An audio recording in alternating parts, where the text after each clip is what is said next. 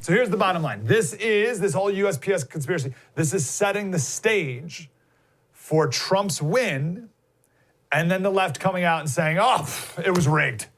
It was rigged. It was collusion. It was hacked. Same thing they did in 2016. Last time they blamed Russia. This time they're going to blame the post office. Now, to be fair, the right, Trump, is doing the same thing with mail-in ballots. Literally yesterday, Trump said, quote, the only way we are going to lose this election is if the election is rigged. Okay? Both sides are looking to make the election illegitimate. This is very bad. There's no precedent for this. Remember, we talked to this historian on our special last week, and I said, is there any precedent to this? And he said, well, maybe 1860. That's not a good precedent. I cannot express enough how awful November 4th is going to be. I try to only do this like once a week, maybe twice a week, certainly on the radio show. I don't hear anyone else talking about how awful November is going to be. I would say it nonstop for the next 2.5 months for no other reason other than no one else is. November 4th is going to be an awful day and time and period in American history. I promise you, there is no way it's going to be a day we're proud of.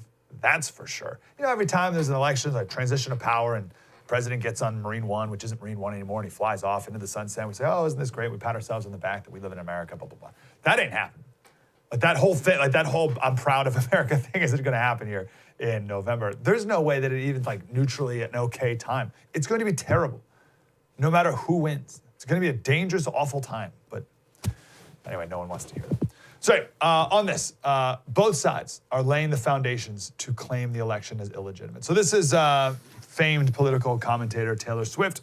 And again, this is what I mean by outside of the bubble, right? Trump's calculated dismantling of USPS proves one thing clearly. He's well aware that we do not want him as our president. He's chosen to blatantly cheat and put millions of Americans' lives at risk. In an effort to hold on to power. Donald Trump's ineffective leadership gravely worsened the crisis that we're in, COVID, and now is taking advantage of it to subvert and destroy our right to vote and vote safely. Request a ballot vote early.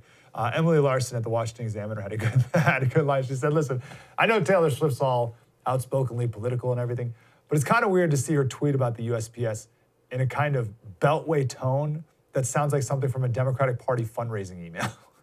And it definitely does, right? Like that is a weird tweet. And I would not be surprised if there was money exchanged to, I guarantee you, that did not come off the top of her old dome piece. All right, Taylor Swift wasn't like writing a song, and then all of a sudden she's like, you know what? I'm going to talk about how Trump is blatantly cheating, lives at risk, ineffective, gravely worsened, taking advantage, subverting, destroying.